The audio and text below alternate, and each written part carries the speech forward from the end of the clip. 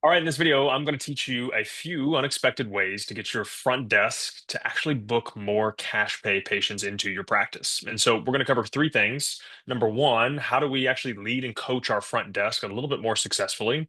How do we use metrics to guide our decisions and how we do things? And then number three, how do we actually pay the front desk to set them up for success in chasing down more new leads and more patients for our practice? And so by the end of this, I promise you're going to have the exact step-by-step guide and processes that you need to get more patients booked from your front desk and people that are actually showing up and not canceling and no showing on you. So at this point, we have trained and placed well over 100 admins in cash and hybrid practices all over the country. And these are some of the common guiding principles that I'm typically working with our private clients on as they get an admin, whether we're working with their current front desk or they've taken one of our virtual admins. And these are some of the processes that we have put into place. The longer and longer we've done this, the goal always is, hey, I want to hire somebody at the front desk. I want to get them up to speed as quickly as humanly possible. And if they're not up to speed or they're not converting as many people as I think they should be, then hey, we need to ultimately have tools to be able to get somebody where they want to go.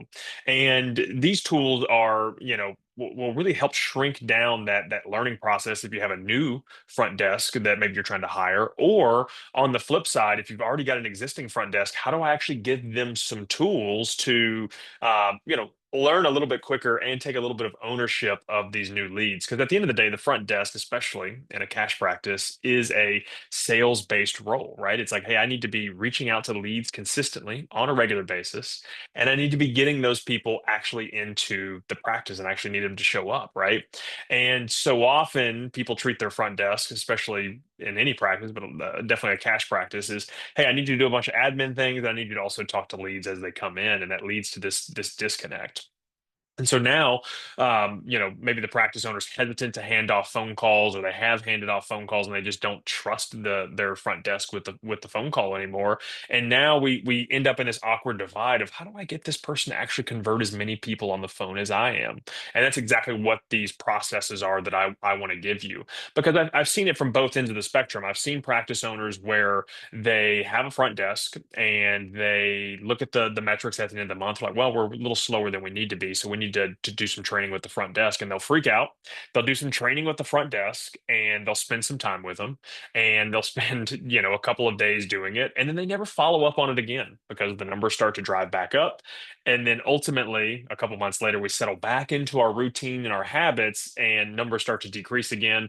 Practice owner freaks out, and it's just a really crappy process because now that front desk doesn't become as receptive to your leadership or as receptive to your training with them. And now we find ourselves in a position that is that's pretty tough, right? And I want to give you some tools to help minimize that back and forth, or minimize that weird power divide between you and your front desk, to have a really strong working relationship and for them to take a little bit of ownership of some of their metrics and things in the practice. So the first big one is, how do I actually lead and coach my front desk so that we can be super duper successful?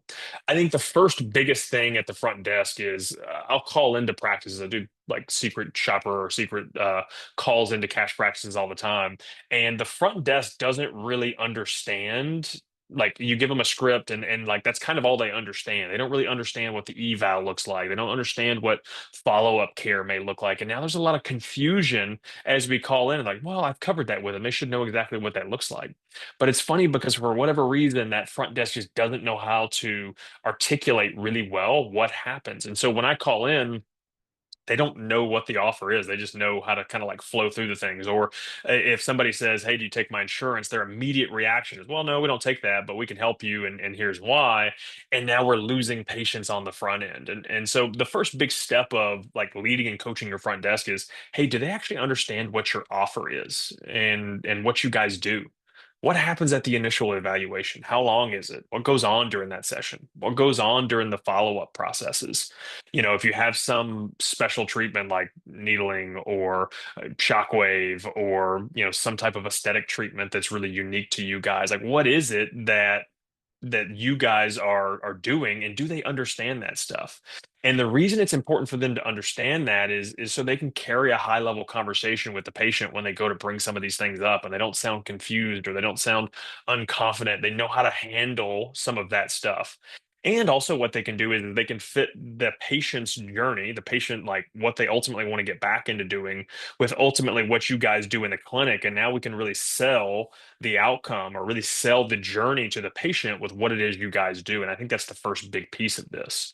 Now, the other big thing that I see missing from a lot of practices is, hey, we need some type of scripting, or more preferably, some type of phone call framework that these people need to be able to operate off of. Now, when I first started doing this, I was really heavy on like, you got to have a sales script, you got to have a sales script.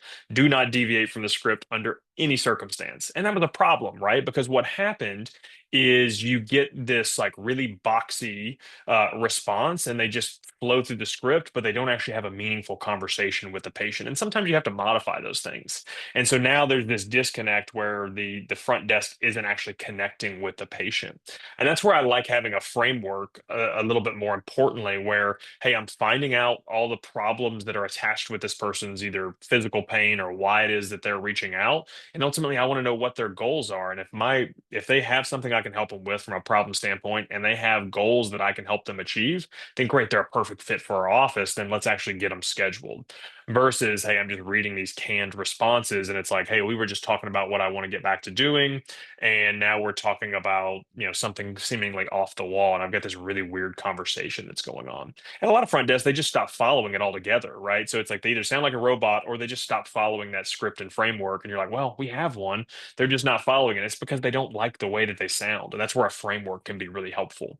Now, side note, like there's two portions of our like phone script that I still like heavily script. It's the opening response to be the leader on the phone call, right? There should be a portion of your phone script that sets the tone and makes you the leader of the phone call. And then underneath that, the closing pitch is almost always scripted as well, obviously with some nuances towards the patient. But the rest of it is, hey, there's just frameworks and little questions that we need to be asking and actually developing a conversation as we go. Now, the last piece of this is I need to be using role plays and call audits regularly to get my front desk up to speed. And a lot of people don't do this stuff. Your phone calls aren't even recorded. You role played the first week that they started and you haven't spent any time with them. And look, I get it that you're busy, but for every lead that your front desk misses, like the average lifetime value in most of the practices we work with is about $1,500 to $2,000. So if you're okay losing that weekly, then by all means carry on with your process. But you need to find the time to role play and or listen to calls with them, and certainly using the metrics to help guide these, and that's kind of our next point. But you really need to spend some time making sure that they understand how to actually handle objections, because most front desks don't handle any whatsoever. And I ultimately also need to listen to their phone calls. What is live time questions that they have that ultimately help them get where they want to go long term, because you're going to get these responses all the time. Do you take my insurance? Can you handle that at the beginning of the call? Do you take my insurance in the middle of the phone call? Can you handle that? And at the end of the phone call, being able to triage that and what's your typical response for, handling that as it comes up. And you need to be doing this stuff at a minimum weekly when they first start. And then eventually you can probably get into bi-weekly, but you need to spend some time helping them and even getting them to audit some of their own phone calls, going in, listening. What are the things that they're saying? Because sometimes they don't realize it. It's just habit as they've taken a lot of these phone calls. Maybe they've, have forgotten some of the frameworks or forgotten some of the things that they say. We need to be sure that we are regularly role playing with them, especially if they have a common objection they're having trouble with, or regularly auditing phone calls. And make sure, like, if you're watching this video, like, hang up, go have your calls recorded immediately, because a lot of practices, for whatever reason, aren't recording their calls, and I can't quite understand it. So that's the big one. How do we like actually coach them? We need to make sure that we've got some, they understand your offer, what the ideal patient life cycle looks like. We need to make sure that we've got some type of framework and some scripting for them to follow. How do we expect them to have a good call if they don't have any North Star or what that should look like? And then ultimately, let's role play and let's audit their phone calls on a very regular basis, at a minimum once a week, or minimum bi-weekly long term. Now, how do we want to use metrics to guide the front desk? Okay. And that's going to monitor how often I'm leading, how often I'm coaching. A lot of people, they don't measure anything at the front desk. They're just like, hey, I measured gross revenue, how many evals we got, and like what our total visits were. And like we just kind of hope for the best. And we need to ultimately have the front desk being able to track some of this stuff on their own and taking a little bit of ownership of some of these metrics. Because if a front desk knows, like at the end of the day, any position in any role, anywhere, front desk, healthcare or not, if somebody understands their expectations, they can execute those expectations. But what happens is most practices have zero expectations. It was just you were taking all these phone calls, and eventually you brought an admin on, and you're like, I just need some help. And you were just like, let's go figure it out together. And you don't set expectations. And funny enough, like this has happened with us, even with some of our like PT providers we've hired. Like we had zero expectations towards sales or what the role was going to look like. And we had to go back and put some of that stuff in place later on. And funny enough, we watched performance skyrocket after we did those things. Or same thing on the front end. If your expectations aren't set as you go to hire that admin, and now you start to set these hardcore expectations, hey, maybe this person doesn't even have the skill set to be able to get to the expectation, and ultimately they quit or they leave, or now you've got to do a lot of hard work to get them up to those expectations. And so setting expectations and using metrics to guide your front desk is critical.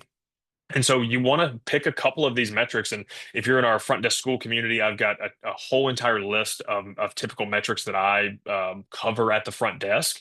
And all of that stuff is located below. I'll link that in this video. But you definitely want to check out some of those. And ultimately, what I want to do with these metrics is I want to set weekly and I want to set monthly metrics so that my front desk is keeping up with them and they know where they stand and you know where they stand. So you don't go and freak out months later when your schedule is not full. You have data at the end of the week and ultimately at the end of the month, not freaking out every 2 or 3 months when your practice isn't where you need it to be. That's a really like not fun place to be. So what are some of these metrics that I look at? One of the big ones is how many evals are we scheduling?